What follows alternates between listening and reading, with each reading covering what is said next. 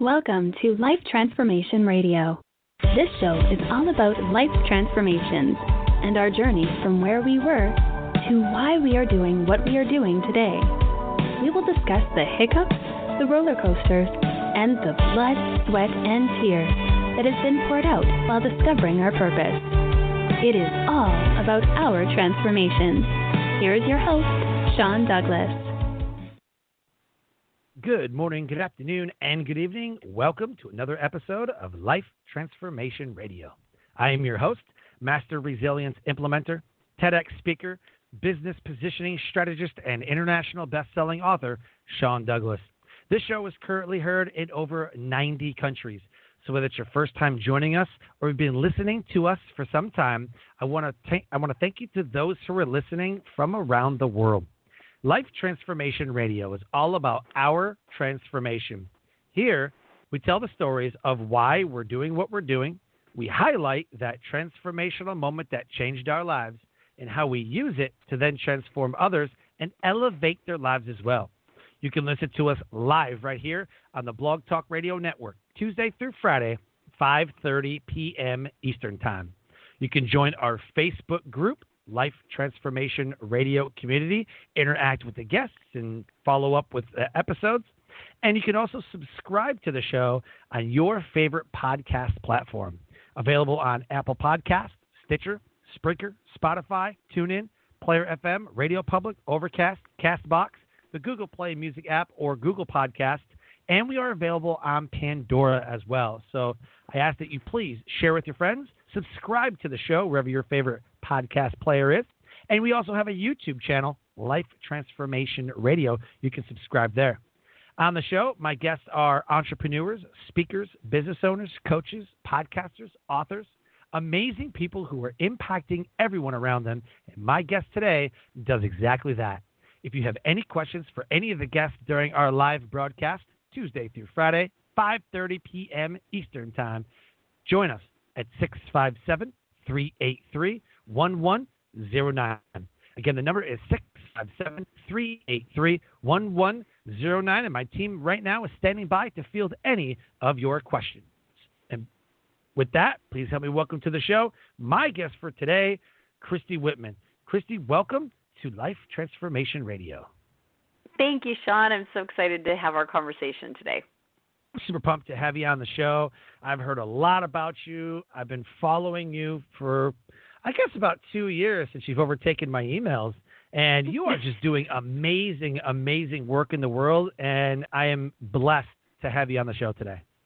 Oh, thank you. Honored. Really honored. Thank you. The title of this episode is The Art of Having It All with New York Times bestselling author Christy Whitman. She is a transformational leader, celebrity coach, and the New York Times best-selling author of The Art of Having It All. She has appeared on Today, The Morning Show, and her work has been featured in People Magazine, 17, Women's Day, Hollywood Life, and Teen Vogue, among others.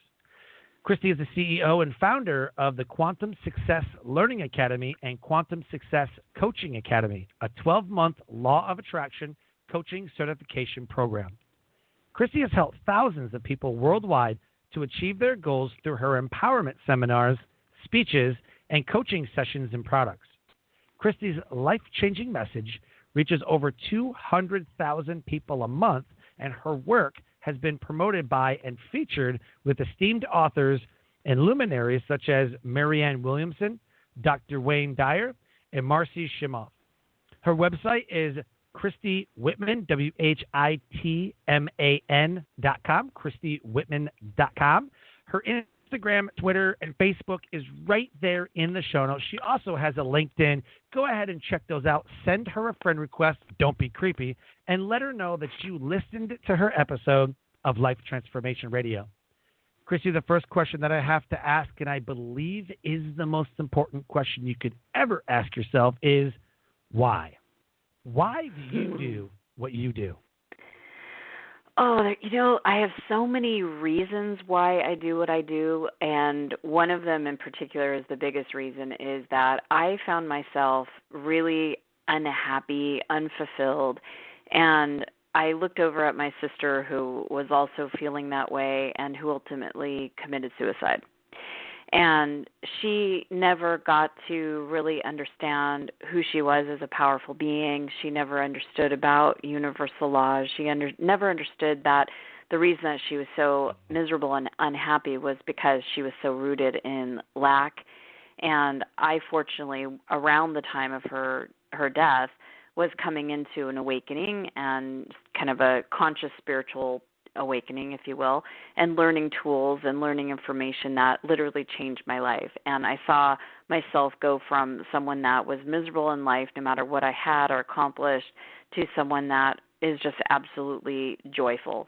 You know, human, have those moments, but more joyful than anything. And it really is that choosing of my sister to do the ultimate escape because she was in so much pain that I vowed if I could help one person really be able to transform their lives and go from being miserable in pain to really feeling the connection that we all deserve and desire, then I would be on purpose. Love that. So I'm a suicide survivor. I tried to take my life in 2008. And since then, I've worked really hard for suicide awareness, veteran suicide, first responder suicide, and it never ceases to amaze me how many people I've had on the show that you would never suspect by looking at them that they have been a victim of, suffered through, knows somebody who has committed suicide. Yeah. I mean, every single time. I had a guy on the show last year whose 13-year-old son committed suicide in his bedroom. Oh. And now he has a podcast, a coaching platform. He speaks to kids. I mean, this is like his lifeblood right here. He has a foundation for his son. And it's just, and then hearing again you, I'm like there it is again. Like it always comes up. And so I always talk about you never know what someone's dealing with, and you never know what someone's carrying around with them. And it's exactly. so true. It is. You just we don't carry our pain on our sleeves. And most people, you're not going to see someone talking about pain on their Instagram, right? It's like it just isn't something that most people show, or it's something that they suffer in silence. And, you know, after my sister had committed suicide, like yourself, I really got into speaking in colleges on how do you tell if if your college friend is suicidal and what to do about it, because it was years later when I was asked to speak at a pharmaceutical conference to tell my sister's story. I sat in the audience and listened to the doctors and the nurses and psychologists talk about all the different warning signs, and she had all of them. And I didn't know, and it was like 10 years later that I realized we could have prevented it, maybe, but because if we would have just seen the signs, and we didn't know what those signs were. So it's amazing when someone, they can't help but show the signs when, you know, they're in that much pain, but they're there. But just most people don't know what to look for. Because why would you? Yeah. Like, why would I want to know what the signs of suicide are? Because why would I want to know that? Why would I want to focus on that, right? Until you have a situation, right? Yeah. And so there's been times, okay, so to expand on that, most of the indicators, that's what we call them, in training it's indicators. Are they going through a divorce? Are they in money problems? Are they drinking a lot, doing drugs? Like these are all indicators. Mm-hmm. A bad home life, you know, everything that you would think like, man, this person's really got it tough. There's also indicators that you never see, like cutting. Cutting's a one that, or like somebody will burn cigarette butts on themselves, you know. So there's ones that you'll never see because they're harming themselves, and then it gets worse and worse and worse and worse. Or what I used to do, and I had a couple of the indicators, like I drank a lot and there was some other things, but there was a lot of internal stuff that somebody was dealing with, like I didn't think I was good enough. I had a self-love issue. I was busy taking care of everybody else my whole life. I never really took care of myself. And then going into the military and becoming a brotherhood, I was taking care of other people when I wasn't getting taken care of myself. So later on, I learned that you can't give from an empty cup. And I've taken that with me everywhere I go. Moreover, I had a mentor one time that said, you give from the cup, you have to give from the saucer. Give from flow. Yes. Yeah. I learned that when I became a Christian and started going to church. I learned that you have to give from your overflow. But if you have nothing to give, you have nothing to give. But moreover, into that awareness, a lot of that stuff could be stopped just by asking. Like, are you okay? How was your week? Are you? And I've learned that talking to people and mannerisms. Like some people put on a smile. They're like, "Oh, I'm fine. It's just life. Life in general. Like it's hard. It's tough. But like really, like, are you okay?" And then once you start to lead with empathy, you'll see them start to like break down. See the walls start to come down. Then they start getting vulnerable. Then they start like, well, then you get the answers you don't want the answers to. Like I tried to, I was taking the pills last night. You're like, geez.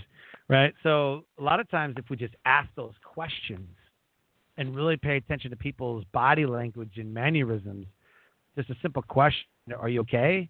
Do you need anything? Do you need to talk to somebody? Like, are you sure you're okay? Yep, I'm fine. Are you sure? I'm here for you. Like just knowing that you're in the hole with that person, I have found that you have substantially lessened the realization that they're alone, no one cares about them, and that's really all they need. Yeah.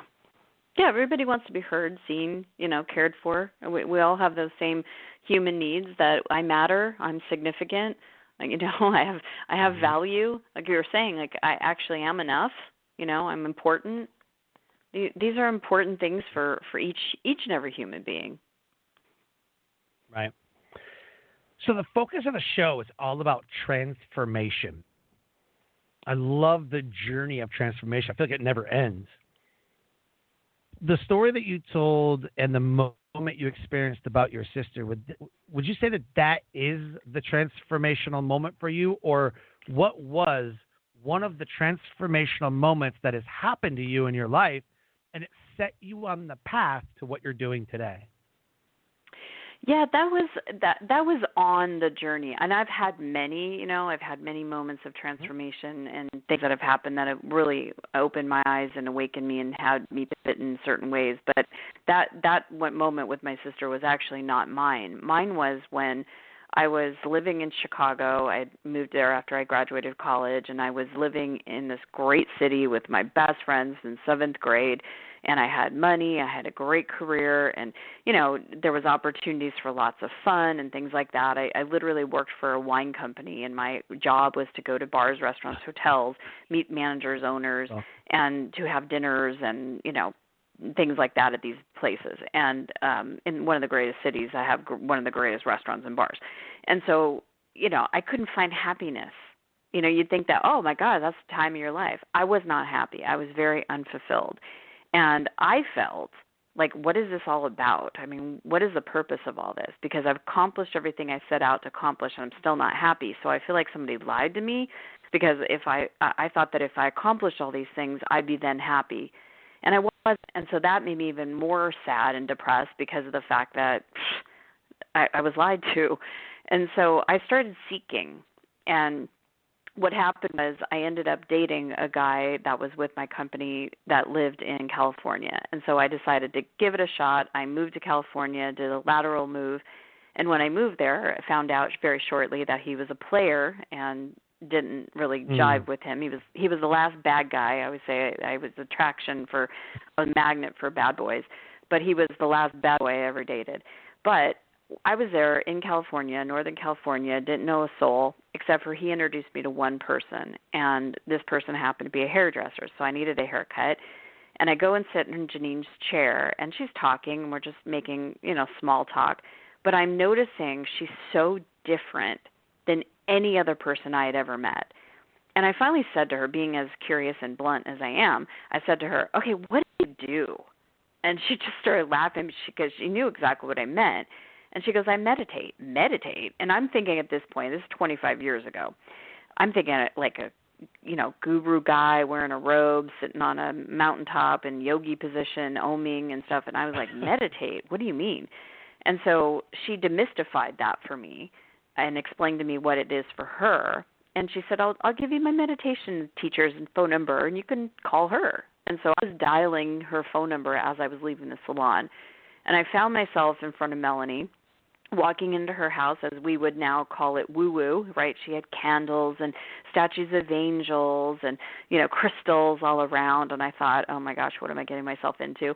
And I go and I sit with her, and the first thing she says to me, now this is before internet, this is before, The Secret was out, this is before a lot of, podcasts and all. This is a long time ago, 25 years ago. And she says to me, you create your own reality. And when she said that to me, I felt something literally just open up inside of me. And I said, that's true. How do I know that to be true? And then my logical brain kicked in and said, how? And she said, well, your thoughts. You're either attracting things to you or repelling things from you by the way that you think.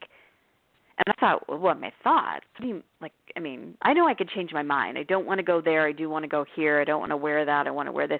But to change my thoughts are my thoughts. How could I, what do you mean my thoughts?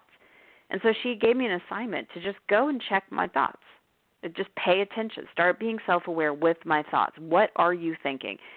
And I realized during that week before I went and saw her again how totally judgmental I was of myself and everyone else, how critical of myself and everyone else, right? I was so coming from what now I understand was a complete lack mentality. Nothing, no one would ever be good enough. I was always worried, in fear, concerned because I was afraid I wasn't going to have enough. It was just always looking for what was wrong and bad instead of what was right and good, never satisfied with anything. Mm-hmm. And that really was the turning point for me to realize that those thoughts are actually not real. Those thoughts are coming from how I was raised and how I was imprinted, and I actually had the control over what I thought. And so from that place, I started to calm my thoughts and slow down my thoughts through meditation, and actually started seeing how I could choose thoughts that actually made me feel better. I could choose thoughts of more acceptance and love than condemnation and judgment. And that was my turning point. That was where I was really getting that, wait a minute, I'm not a victim to everything that's going on around me. I don't have to pour me everything. I actually have power to be able to create what I want in life. That was my biggest transformational time in my life. I want to really dig into this because I've watched The Secret, and I try to work both sides. And for me, I want to poke holes in people's arguments. I'm a fact, truth, this is it. I don't like the hypothetical theories. I think this will I have to know, nail it down. This is the way, or this is a way, right? So a lot of what we hear is someone's, and social media is so funny for this. It's someone's idea of their pathway to success. Like, for a low price of $29.95, you can join my lifetime groundbreaking, law of attraction, blah, blah, blah, whatever, right? I equate the law of attraction to, I really want this car. Nobody has this car. You buy the car, and now everybody has it. It's not that nobody had it before, and now you bought it. It's you just didn't notice because you weren't putting energy towards it. Right. So in my mind, energy flows where attention goes. Correct. If you devote attention to negativity, you will attract negativity. If you devote attention to your spouse, to your kids, to your business, to positivity, you will inevitably attract more of what you spend time on and money on. Exactly. That's what I learned from Law of Attraction. What I find hilarious is that people will say, well, I understand the Law of Attraction. Like, give me more money. Like, I'm thinking it. I'm like, well, kind of have to take action too. like it's nice big to time. think about things, right? And I think that's where people get the disconnect. There's a great book by Dr. Greg Reed called Thoughts Are Things. If you haven't read it, it's magnificent. And he talks about thoughts are things. It's an actual thing. We have tens of millions of thoughts a day, probably. I think there's like an actual scientific number. But thoughts are things. You base your decisions, you base your beliefs, you base everything on what you think, what you feel, and what you believe. Otherwise, you wouldn't make the decision. Right. So I think that people get the disconnect where, well, I'm manifesting. Hello, I'm manifesting success. Where is it? Well, it doesn't kind of work that way. It's not just because you're thinking it's going to happen. Well, there's so much more to it, and that's where, I was coaching on Law of Attraction before The Secret came out, and so I was excited when it came out because now more people understood about it, and I didn't have to teach this concept, if you will, that no one's ever heard of. But where it had, it's a 2-hour movie or it's a book. You're not going to learn all the secrets of the universe in a 2-hour movie or a book. And you're right. It doesn't emphasize that you are a physical being that needs to take action. We're also non-physical. And our energy blended with, and our energy, I could say, from the words that we use, the words that we speak, to the thoughts that we think, the perception, beliefs, the emotions that we have, and then the actions that we take, those all contribute to what we have in our life. But it's our consciousness, and those are the 5 ways that we have consciousness that we express, that we then attract, where we're putting our focus. We attract those things back to us based on those things. If you're saying words that are disempowering and make you feel bad, then you're going to feel bad, and then you feel bad, and you're focused on what you don't want, and then you attract more of that. It all starts. Thoughts and emotions, they activate each other, right? You can't just isolate thoughts from emotions and feel good, but be thinking bad thoughts. They connect with each other. It's a very intricate system. So to think that, I'm just going to think about millions of dollars and then have millions of dollars pop into your bank account, that's unrealistic, and it's not not how it works.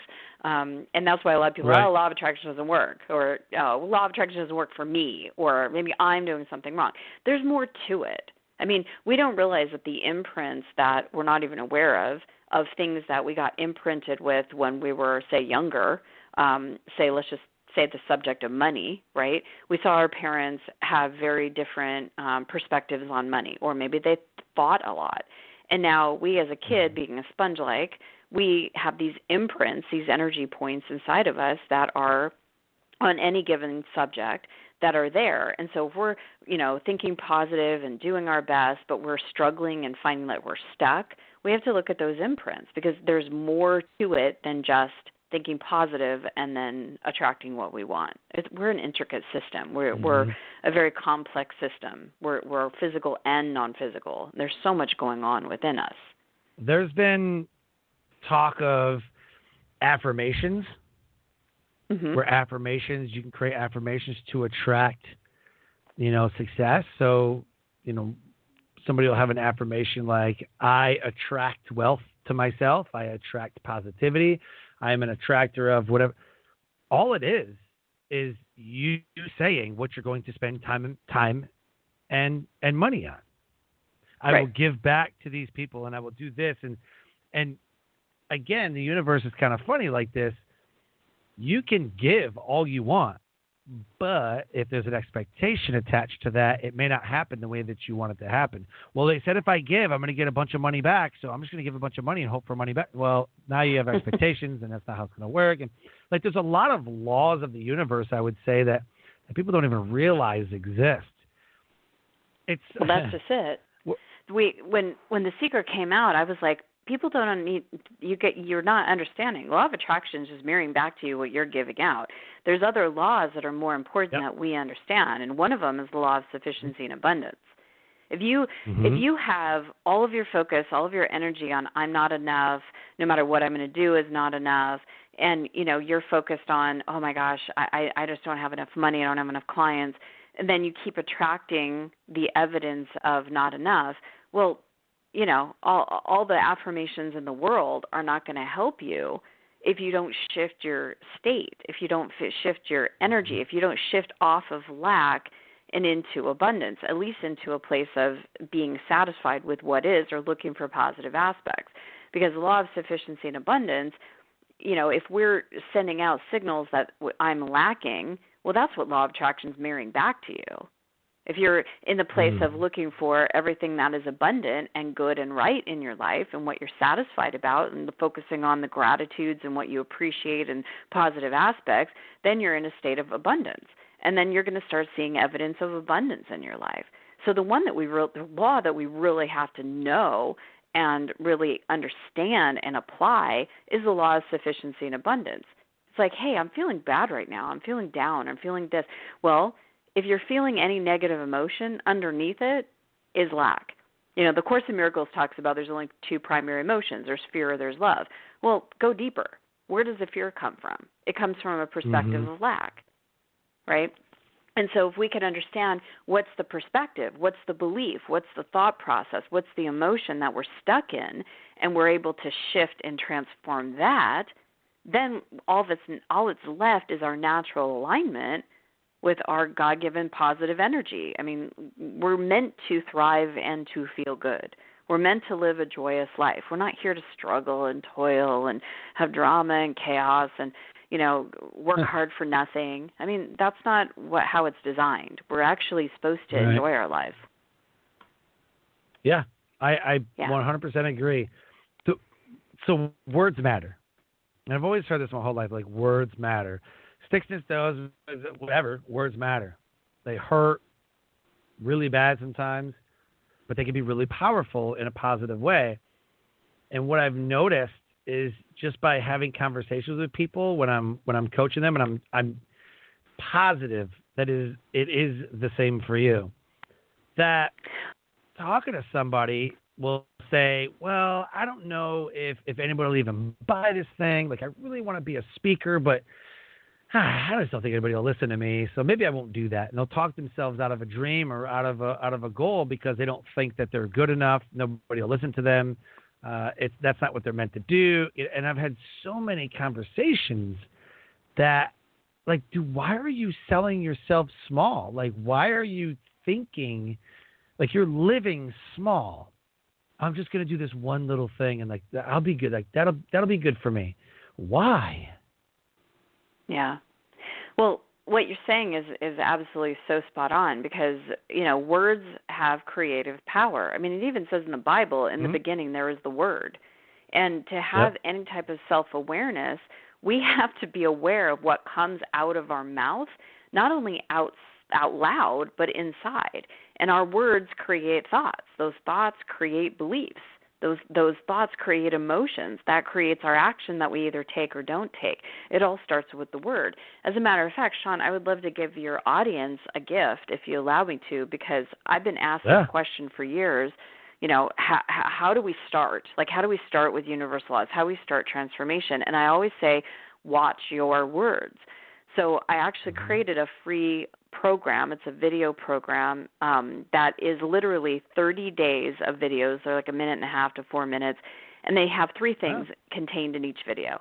The word or the phrase that most people say, but they don't realize what it's doing to them energetically, to them, with their emotions, how it's pulling them down in lack. So the videos have what the word or phrase is that you absolutely want to shift, why, and then what you want to say instead. So I'll give you an example. But you can go to watchyourwords.com. It's a free gift. You can have it. It's my culmination of all that I've learned in 25 years to be able to say, these are the words that pull your energy down. These are the words that expand you. So around the pandemic, people are in quarantine, all this kind of stuff.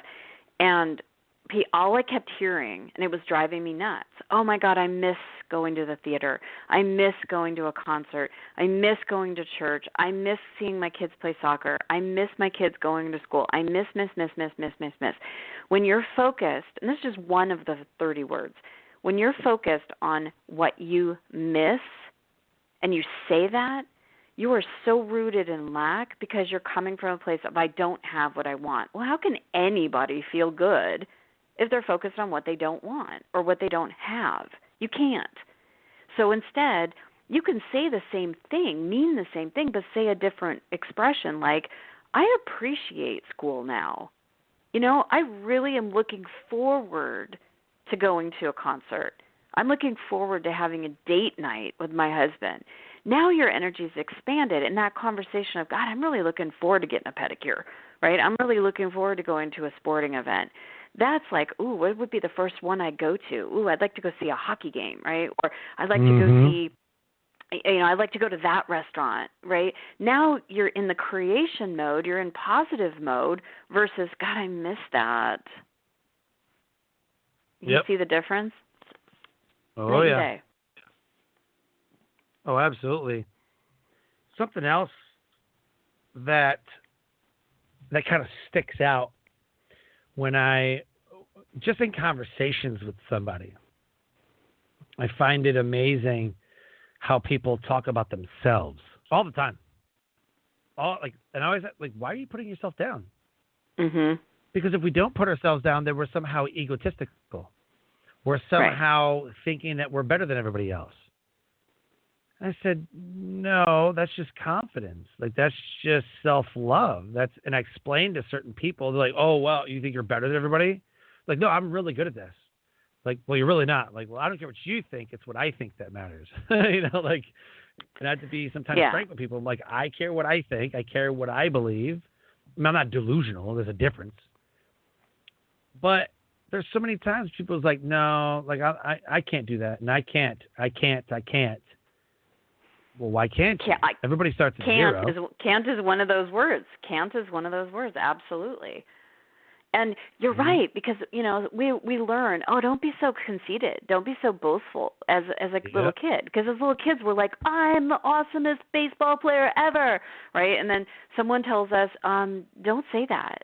It's not true. Or, you know, don't be so conceited, or don't be so boastful. And then we learn, literally, to stop saying wonderful things about ourselves. We learn how to stop, motivating ourselves, and how to stop inspiring ourselves, and how to stop congratulating or celebrating ourselves for things that we're really good at.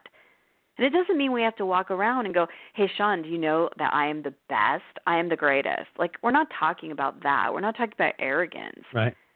But exactly what you're saying, because when someone's arrogant, they're not in self-confidence at all. But, you know, it's like, I know, for example, I know I'm an amazing coach because my clients get results. That's how I know that. And I love doing it. And I'm so passionate about it. Right? It's like, I have 100% confidence, and I'm sure you do too. When a client works with you, they're going to get results. There is nothing wrong with that. Absolutely. It's confidence. And that's why I'm successful at it. I don't go around going, I am the greatest coach ever in the universe. Right? Well, the best one yet is that, right, the best one yet, though, is when you get shunned or you get flack or hate for celebrating something. Yeah. Like it's like the bad thing that, you know, like when I got on TEDx, I was like, oh, dream come true. Like everybody, I got on TEDx. Like I was like celebrating. I was shouting it from the rooftops. I'm like, yes. Like I was pumped, and I didn't care who hated. I mean, I did. I got some hate mail. They're like, oh, really? What makes you so special that you got on there? And all I would say to that person is, sounds like you need to work on yourself and worry less about what I'm doing. Because it is. When you become valuable to you as a human, when you have that self-love that we keep talking about, and you're attracting that success, inevitably it's going to make people mad because they don't see the value in you. They don't understand what you're trying to work towards. And if they're not going to celebrate you, And you know how hard that is? I find it so hard sometimes because I'm striving for a certain goal. You know, I got certain launches that I'm doing. I'm like, okay, I got the email launch. I got the sequence going. I've got my affiliates. I got this. Like, we're all trying to have these online launches. And then it doesn't launch as good. Maybe it's like, I don't know, $20,000, $50,000, $100,000 launch. You know, most people say, oh, that's still good. Like, you still made some money. Like, that's good. I say, yeah, my goal was this. I'm super pumped. I'm excited that even $1 was made. Man, I was really striving for this goal, but you know, better luck next time. We'll figure out. We'll get the sequence down. Like, I'm not upset, right? And then some people will say, well, I mean, at least you made money. Like, I'm not even making anything. I'm like, well, let's talk about that. Let's there's some jealousy, some envy, right? Yeah. But at the same time, I'm working on understanding that I have to celebrate myself, because before it was, yes, that happened next, and I never celebrated or accepted the success. I was like, goal accomplished, next, goal accomplished, next. And I didn't take the moment to understand that part of success is celebrating and understanding that you and a team made this happen, as well as celebrating other people's successes who may have had a better launch than you, who may have had 2 or 3 or 4 TEDx talks, who may have got 5 clients, you got 1 client, who's crushing it and you don't think you're crushing it. Yeah. Comparison, envy, jealousy, all that is just rooted in the lack perspective, and it's not of abundance. But when you're celebrating yourself, that's so true. I used to do the same thing. I just had a huge launch. Okay, next, what's next? You know, it's like, wait, stop, celebrate, you know, acknowledge, because you gotta expand that feeling, that essence, that energy of success in order to create even more success. So stopping to even celebrate it, that's being in a space of abundance. And then also celebrating somebody else's success. You see someone driving a car that you want to be driving, so a jerk. It's like, wow, cool car. I look forward to when I get to have that. You know, good for them. I totally said that.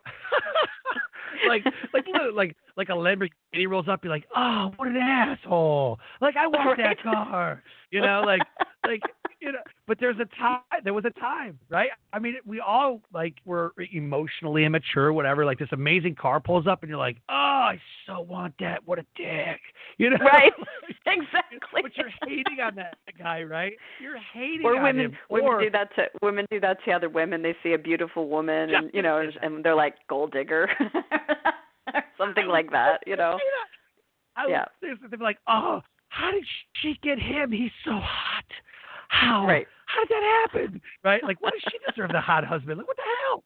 You know, like, you might know some things about her from, like, her past or something. You're like, oh, if he only knew. Like, okay, well, hold on. Like, there's so much, like, women tear each other down just like men tear each other down, you know? Yeah. And it's like, how did you get her? Or, like, how did you get that house? Like, how? Like, we partied together. Like, how did you afford that? You know? I was like, well, I made some great financial decisions, and you know, you're like, you suck. Like, we find out that guy's all of a sudden got his life together and we still suck. You're like, damn it. Yeah, man. Exactly. Oh, it's so funny. Yep. So use them as an inspiration instead. I'm sorry, use them as an inspiration instead of cutting them down, because that's the abundant way versus the lack way. Right. Yeah, exactly. 100% correct. So with the time remaining, about 6 minutes or so, how do you elevate the world around you, taking your why, taking your transformational moment? How have you elevated the world around you? Well, I help people understand that everything is energy. Words are energy, thoughts are energy, and most people aren't aware of that. And so by having these conversations that of energy of lack, the energy of abundance, it was going to continue to bring you what you're focused on.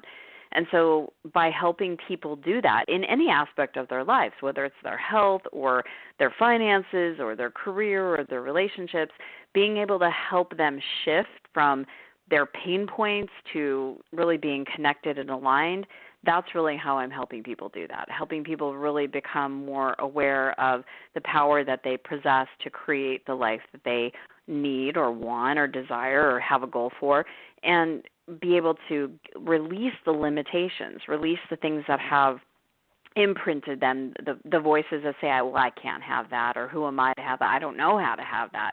That's not possible for me. Who am I? That kind of thing.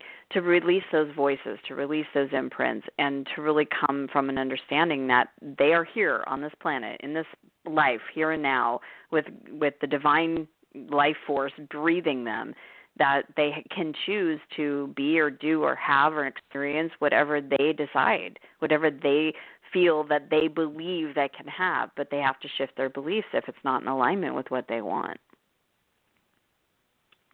Spot on. Love it.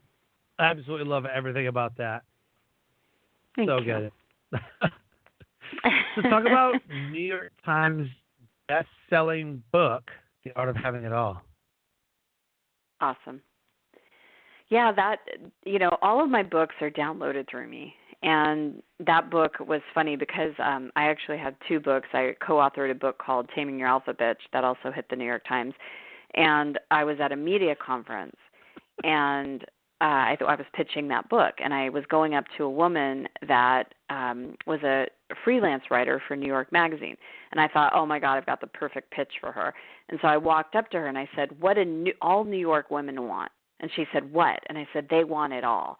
And she immediately cut me off, and she goes, women can't have it all. She goes, this debate has been going on for way too long.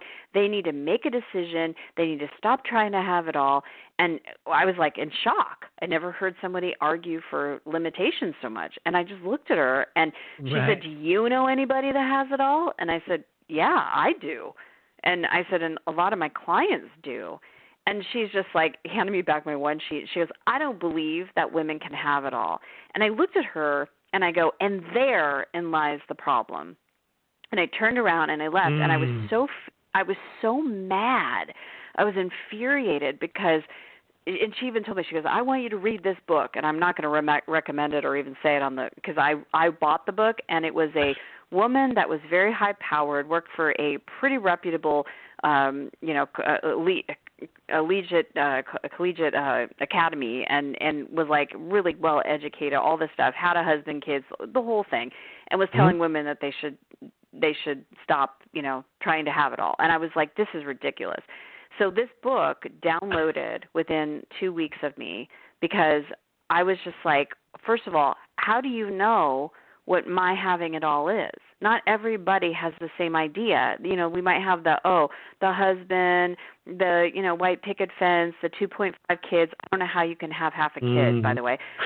But I say that every time. I remember 2.5 kids. I'm like, how do you do that? I mean, is that the dog? I mean, I don't know how you do that. So, but what I realize is that it's like I do have my own version of having it all. I have my own online business. It's very successful. I have an amazing husband and relationship with him. I have 2 kids and a dog. Maybe I have 2.5. I don't know. I have that. But I look at my best friend, who I've known since 7th grade. She's the one I lived in Chicago with. She has been with the same guy for almost 30 years, never desired to get married, never desired to have kids. She's got her career. She just has this complete contentment for life, and that's her having it all. And so who is anybody to tell anybody what they have the ability to create, or that anybody should tell someone else what they should desire or not? It's not about having it all. It's about having what you love in each aspect of your life. And who is anybody to tell anybody they can or cannot have that? And so it infuriated me. So this book just downloaded. It's like, and as I started talking about it, most people, women especially, most women don't know what they actually want, because a lot of them have been told what they should want. Right? Do you find that? Man. I mean, you're a coach. You ask someone what they want, and they start telling you all the things that they don't want. That's a whole nother episode. Oh, my gosh. That's like a whole other hour-long episode. Right. Exactly. You say to a client, what do you want? Well, I don't want to gain weight. That's not what I asked. What do you want? Well, I don't want to get a divorce. Wrong answer again. What do you want? Right. Right? Well, I don't want to be late for work. Well, what do you want? I mean, that's the start of it all. What do you want? Because the most famous question that's ever asked. Yeah, the most famous question ever asked is, what do you want for dinner? Oh, I don't know. I don't know. I don't know. I mean, it starts there. right. I mean, the inadequacy of making a decision starts at what you want for dinner. If you can't figure out what you want for dinner, how do you even figure out what you want in life? And I swear I'm going to make a restaurant called What You Call. Let's go to What You Call it. I'm gonna make a restaurant called What You Call. It would solve the whole problem, dinner conversation, everything. That's true. Let's go to whatever. Wherever, as long as it's not this place or this place or this place or this place. Well, at least you know what you don't want. Let's do it. Oh man. Exactly. Love it. Exactly. Love it. So it's taking the power of what you don't want and flipping it into what you do want, because that's the whole start of creation. Is if you can so clear on knowing what you don't want, and that's where your focus is. What are you going to create more of?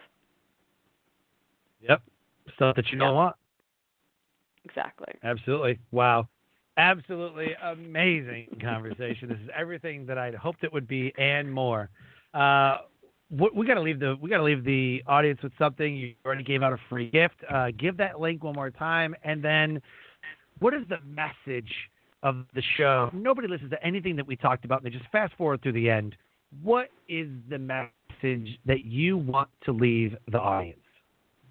Okay, so it's watchyourwords.com, and the message that I want to leave everybody is that you are abundant.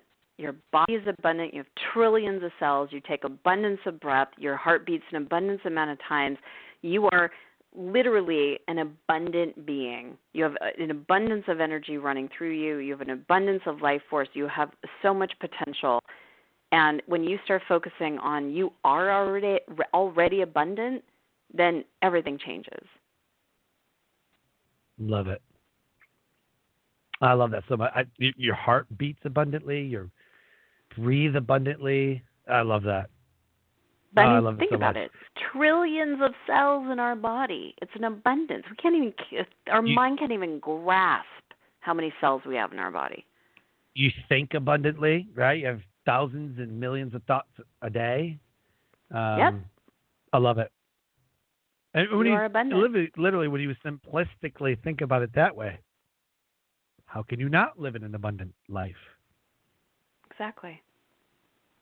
So why wouldn't your money be abundant? Awesome. Or the love or the Christy, support right? all that be abundant? Yeah. 100%. Thank you so much. This has been absolutely incredible. Everything that I hoped it would be and more. Thank you, Sean. I wish you the best in the rest of 2020. Thank you. You too. Thank you so much for having me on. Thank you. Okay. Bye. Life Transformation Radio, an amazing guest impacting the world around her. If anything has resonated with our conversation today with Christy Whitman and the art of having it all, go out and get her book. Search for it everywhere books are sold. It is an amazing, amazing book that will transform your thinking from a lack mindset to an abundant mindset. And go check out the Quantum Success Learning Academy and Quantum Success Coaching Academy and learn all about the law of attraction, how it can work for you. And go to ChristyWhitman.com. Christy Whitman, WHITMAN, ChristyWhitman.com. Go to Instagram, Twitter, LinkedIn, Facebook, her social media profiles, and connect with her, letting her know that you listened to this episode of Life Transformation Radio. And with that, I close the show by saying, live your brand.